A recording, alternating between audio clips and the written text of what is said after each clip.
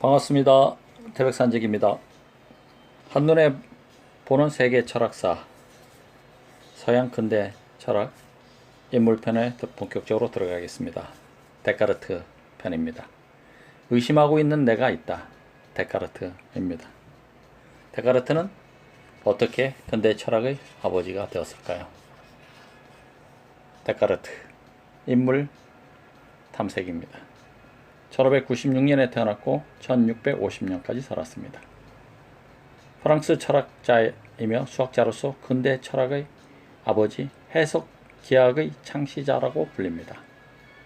방법 서설에 나오는 나는 생각한다, 고로 존재한다는 나라는 인간 주체의 근본 원리를 처음으로 확립한 것입니다.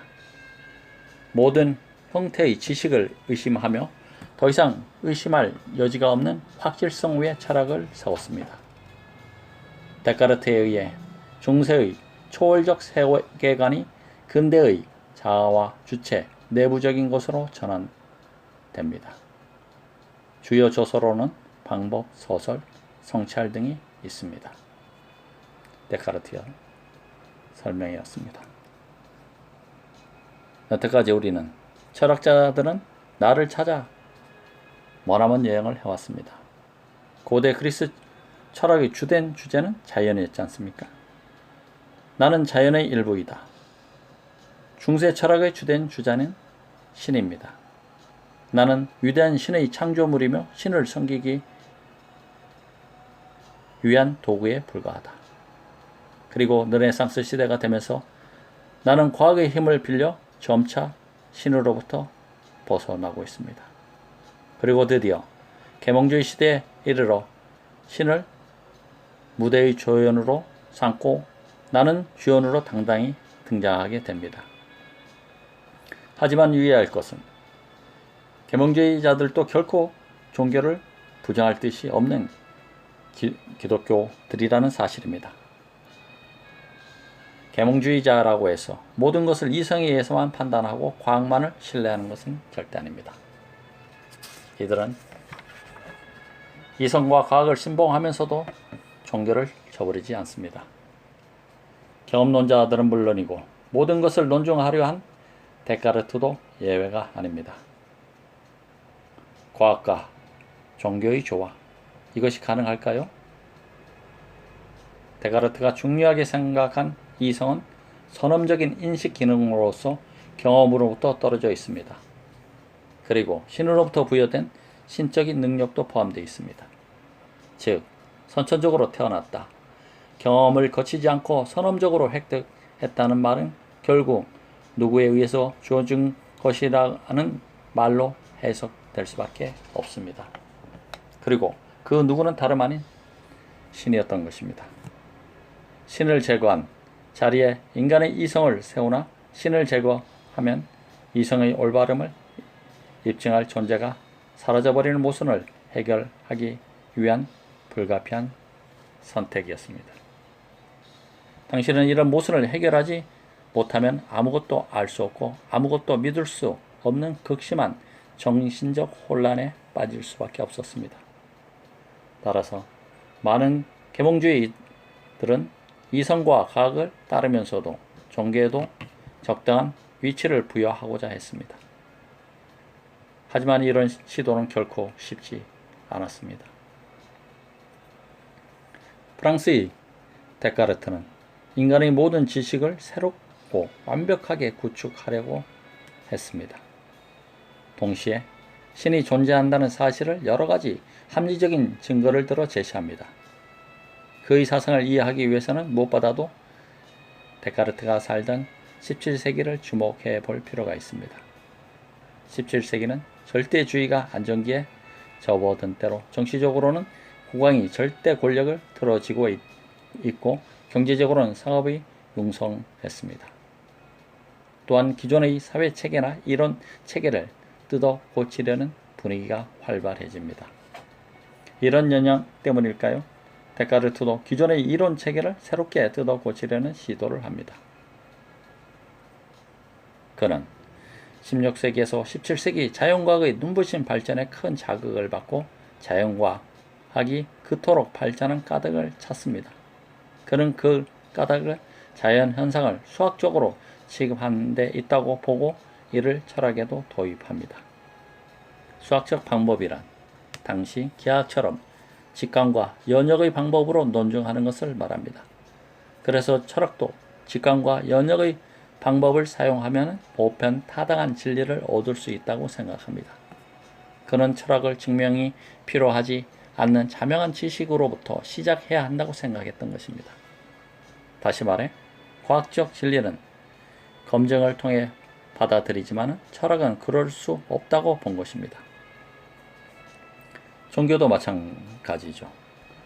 과연 신앙 문제를 수학적인 엄밀성으로 풀 수 있었을까요? 그래서 그는 과학적 진리는 검증으로, 종교적 진리는 믿음으로, 철학적 진리는 직관, 의심의 방법으로 해답을 찾으려 했습니다. 데카르트는 과학적 진리는 검증, 종교적 진리는 믿음, 철학적 진리는 직관, 의심의 방법으로 해답을 찾으려고 했다. 우리는 데카르트가 수학자인 것은 알고 계시죠. 과학자이면서 수학자입니다. 그러면서 철학자였던 것입니다. 그리고 독실한 기독교라는 사실도 떠올릴 필요가 있습니다. 데카르트는 방법 소설에서 유럽의 여러 나라를 다녀보면서 사람들이 믿고 있는 진리가 서로 저마다 다른 점에 충격을 받아서 하나의 보편적인 견해로 이끌어갈 수는 없을까를 생각했다고 고백합니다. 그러기 위해서는 기존의 방식과 완전히 다른 사고의 방법을 찾아낼 필요가 있다고 말합니다. 데카르트는 아침에 일찍 일어날 수 없는 특이한 체질이었습니다. 1649년 그의 열렬한 지지자인 스웨덴의 크리스티나 여왕이 그에게 가르침을 청합니다. 여왕은 엄격하게 데카르트가 아침 5시에 궁전으로 나올 것을 요구하고 데카르트는 폐렴이 악화되어 사망합니다. 스웨덴에 도착한 지 5달 만의 일이었던 것입니다. 다음 이야기는 세상에 확실한 것이 있는가? 근대 철학의 아버지이자 합리론의 창시자입니다. 데카르트는 감각적 경험을 통해 얻은 지식은 주관적일 뿐만 아니라 단편적이고 우연적이어서 명백한 진리로 볼 수 없다고 생각했습니다. 경험론과는 완전히 대조적입니다. 여러분은 자신의 감각이나 경험을 전적으로 믿으십니까? 물이 반쯤 담긴 유리컵에 고준 젓가락을 넣으면 꺾여 보입니다. 나는 분명히 아무런 냄새를 맡지 못하는데 강아지는 어떤 냄새인지 정확히 알기도 합니다. 우리 눈에 자외선이나 적외선은 보이지 않으며 초음파나 저주파는 들리지 않습니다. 데카르트는 눈에 보이는 것도 귀에 들리는 소리도 결코 믿을 수 없으며 사람들이 확실하다고 하는 것조차 확실하지 않다고 생각했습니다. 이와 같은 경험론의 비판적인 데카르트는 수학을 학문의 모범으로 삼아 철학의 제1 원리를 찾으려 했습니다. 여러 가지 학문의 방법 가운데 데카르트는 수학적인 방법을 유일하고 참된 학문의 방법으로 여깁니다. 데카르트에게 철학의 제1 원리는 수학의 공리와 마찬가지로 의심의 여지가 전혀 없는 확실한 명제여야 하므로 조금이라도 의심이 가능한 것은 제1 원리로서의 자격이 없습니다. 이 기본 명제를 도출하기 위한 탐구 방법을 방법적 회의라고 합니다. 방법적 회의. 이 방법은 의심할 수 있는 모든 것을 철저히 회의하고 의심하는 것입니다. 그렇지만 세상에 있는 모든 지식을 하나씩 의심해 보는 것은 불가능합니다. 그래서 데카르트는 세상의 지식을 특수지, 일반지, 고편지로 나누어 방법적 회의를 시도합니다. 세상의 지식을 특수지, 일반지, 보편지, 이렇게 세 가지로 나누어서 방법적 회의를 시도합니다. 우리가 알고 있는 모든 지식은 이 세 가운데 어느 하나에 속합니다. 먼저 특수질환, 감각적 지식으로 감각으로부터 얻은 지식을 말합니다. 특수지는 감각적 지식이다. 예컨대 내가 버스 안에서 지금 스마트폰으로 카카오톡을 하고 있다면 이것은 의심할 여지가 없는 사실 지식입니다. 하지만 이것이 꿈속의 일이라면 어떻게 될까요? 실제 사실이라고 믿었던 것이 꿈속의 허송이 되어버리죠. 데카르트는 이른바 꿈의 가설을 내서 감각적 지식의 확실성을 부정합니다. 그렇다면 지금 내가 감각하는 나의 손과 발이 꿈속의 환상이라 인정하더라도 많은 사람들이 공통으로 경험하는 것들, 즉 우리의 손가락, 발가락이 각각 5개라는 사실, 지식은 의심할 여지가 없는 것 아닐까요? 이 사실에 대해 사람들이 모두 같은 꿈을 꾸고 있다고 하기는 어렵죠. 다시 말해 내가 경험하는 것을 다른 사람들도 경험한다면 그것에 근거한 지식은 인정할 수 있습니다. 하지만 데카르트는 이런 지식도 부정합니다. 예컨대 화가가 신화 속 사티로스, 반인 반양의 모습을 한 수부의 신 사티로스라는 공상적 존재를 그리듯이 일반적 지식, 일반지도 만들어낼 수 있다고 봅니다. 그럼 1+2는 3 같은 보편적 지식, 보편지는 어떻겠습니까? 이런 수학적 지식은 누구나 인정하는 보편적 지식일 수 있습니다. 하지만 데카르트는 여전히 이런 지식도 의심해 볼 수 있다고 합니다. 원래는 1+2는 4인데 어떤 전능한 악마가 있어서 우리 모두를 속일 수 있다고 봅니다. 전능한 악마의 가설입니다.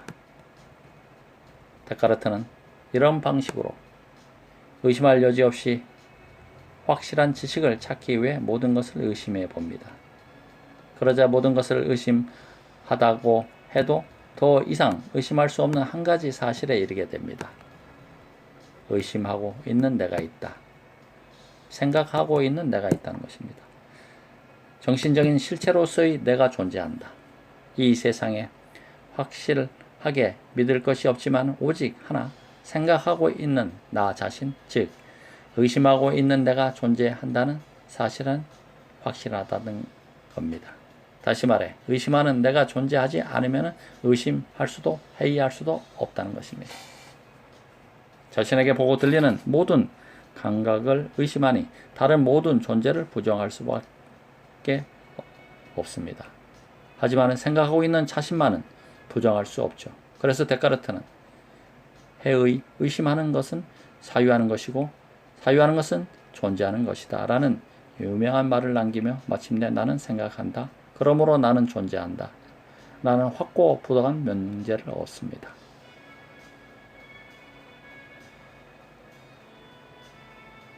해의 의심하는 것은 사유하는 것이고 사유하는 것은 존재하는 것이다. 이것을 한마디로 줄여서 코키토라고 부릅니다. 영어 cognition, 인지의 어원이 되는 말입니다. cognition. 이 명제에 어떤 별도의 증명이 필요한 것은 아닙니다.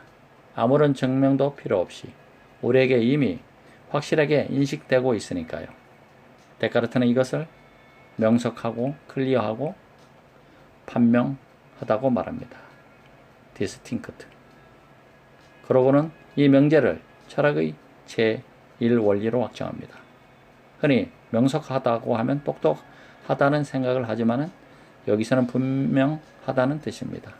또 판명한다고 하면 명백히 드러난다는 뜻으로 쓰지만 여기서는 뚜렷하다는 뜻입니다. 나아가 명석하고 판명한 것은 모두 확실하다고 봐야 하므로 명석, 판명하게 인식된 것은 진리이다 라는 철학의 제2원리도 이끌어냅니다. 다음 이야기는 코키토, 새로운 철학의 역사 창조. 코키토, 새로운 철학의 역사 창조에 대해서 함께 하시죠. 하지만 이러한 원리들이 성립하기 위해서는 성실한 신이 있어서 우리를 절대로 속이는 일이 없어야 합니다. 왜냐하면 무언가에 의심하려면 완전에 대한 관념이 있어야 하기 때문입니다. 완전한 존재가 없다면 어디에 뭘 비교해서 의심해 보는 것 자체가 불가능합니다. 결국 어떤 완전한 존재, 즉 신이 있어서 완전한 개념들을 내 속에 심어 주어야 합니다. 이 확실한 지식에 이르르는 능력을 데카르트는 타고난 관념, 즉 본유이라고 부릅니다. 본유 관념, innate idea. 이 본유 관념이 인간의 이성 안에 내장되어 있습니다. 그래서 그는 다시 신이 있다는 것을 증명하려고 시도합니다. 우리 인간은 의심하는 존재인 이상 한계가 있고 완전하지 않지만 신은 한계가 없고 완전한 존재이다. 이 완전하고 한계가 없는 존재는 스스로 존재할 수밖에 없다. 그런데 불완전한 인간이 어떻게 완전하다는 개념을 가질 수 있는가? 불완전한 인간과 달리 완전한 존재가 있기 때문이다. 그 완전한 존재가 바로 신이다. 완전한 존재, 신이 없다면 불완전한 인간은 완전이라는 개념을 가질 수 없을 것이다. 이것을 존재론적 증명이라고 합니다. 우리는 신은 완전하다고 말하면서 실제로 신이 존재하지 않는다면 과연 완전이란 말이 성립할 수 있을까요? 마치 늘씬한 키에 이목구비가 뚜렷한 아이돌 가수를 완전한 가수라고 부르면서 실제로는 그 가수가 존재하지 않는다면 그 완전이란 말이 무색해집니다. 완전은 필요한 요소를 모두 갖추어 부족함이나 결함이 없는 상태입니다. 그런데 아무런 부족함이 없다고 하면서 존재하지도 않는다면 말이 안 되죠. 뭔가 없다, 부족하다면 그것은 완전한 것이 아닙니다. 따라서 신은 무한하고 완전한 존재이므로 당연히 존재해야 합니다. 신은 가장 완전한 존재이고 부족한 것이 아무것도 없어서 반드시 성실할 것이고 성실하기에 우리 인간을 속이지 않을 것이므로 우리가 명석하게 판명하면서 인식할 때에는 결코 틀리는 일이 없을 것입니다. 그러나 데카르트의 코기토가 신의 존재를 증명하기 위한 것은 아니란 점에 유의해야 합니다. 코기토의 더 중요한 의의는 확실한 지식에 이르고자 하는 것에 있습니다. 나라는 존재의 연원이 바로 내가 생각한다는 사실이고 본유 관념이 있어 나 혼자의 힘으로 확실한 지식에 이를 수 있다고 본 점이 가장 중요합니다. 결국 나라는 주체는 신으로부터 독립된 주체로서 본유 관념 덕분에 확실하게 사고할 수 있고 확실하게 판단할 수 있습니다. 코기토 에르고 숨 이라는 명제를 통해 절대 확실한 존재로서 신 대신 자, 나를 철학의 중심에 세운 데카르트는 이전과는 전혀 다른 새로운 철학의 역사를 창조한 것입니다. 다음은 질의응답 시간입니다. 질문사항: 완전한 아이돌 가수가 있다고 말하면서 그 가수가 존재하지도 않는다면 그 완전한 가수란 말이 무색해진다 라는 말씀에 공감합니다. 그렇다면 데카르트의 말처럼 불완전한 인간이 있다면 반대로 완전한 신은 당연히 존재해야 하는 것이 아닌가요? 답변: 데카르트는 신의 관념은 완전하고 무한한 것이므로 이것이 불완전하고 유한한 인간에게서 나올 수 없다고 말합니다. 그렇다면 이 완전하고 무한한 것의 관념은 어디서 나올까요? 바로 그러한 속성을 스스로 갖추고 있는 신밖에 없습니다. 하지만 이러한 데카르트의 생각에는 오류가 있습니다. 즉, 어떤 개념이 있다고 해서 그 개념에 대응하는 실체가 있다고 보는 것은 잘못입니다. 유한한 인간이 있다. 또 유한한 인간이 완전이란 개념을 가지고 있다고 해서 무한한 신의 존재를 당연시 할 수는 없습니다. 예컨대 우리는 가장 큰 무한수라는 말 개념은 쓸 수 있지만은 실제로 그것이 존재하지는 않죠. 생각해 봅시다. 가장 큰 무한수는 어디에 있을까요? 대체 얼마일까요? 다시 말해 유한과 무한, 완전과 불완전이라는 개념이 있다고 해서 그것이 곧 유한한 존재와 무한한 존재, 완전한 존재와 불완전한 존재라는 실체가 되는 것은 아닙니다. 두 번째 질문사항입니다. 데카르트 외에 어떤 합리주의자들이 있는지 궁금합니다. 답변. 몽테뉴 같은 아주 잘 알려진 사상가가 있습니다. 그는 자신의 대표작 수상록에서 그리스 후기 회의적 철학을 다룹니다. 자신의 서재벽에 이런 글을 새겼다고 합니다. 유일한 확실성은 불확실성이다. 내가 판단하기를 멈춘다. 그는 독단을 피하며 모든 것에 대한 비판을 게을리지 하지 않습니다. 그렇다고 해서 사물에 대해서는 아무것도 알지 못한다는 식의 불가지론을 주장하지는 않습니다. 다만 너무도 다양한 시각과 주관이 뒤섞인 세계에서는 그 어느 것도 확실하지 않다고 주장합니다. 특히 인간의 지식이 그렇습니다. 왜냐하면 확실하게 판단하려면 다양한 요소를 고려해야 하는데 그 다양한 요소가 사람마다 다르기 마련이어서 결코 같은 의견을 가질 수 없다고 보기 때문입니다. 데카르트였습니다. 짧기는 하지만 상당히 난해한 것 같습니다. 태박산적이었습니다. 감사합니다.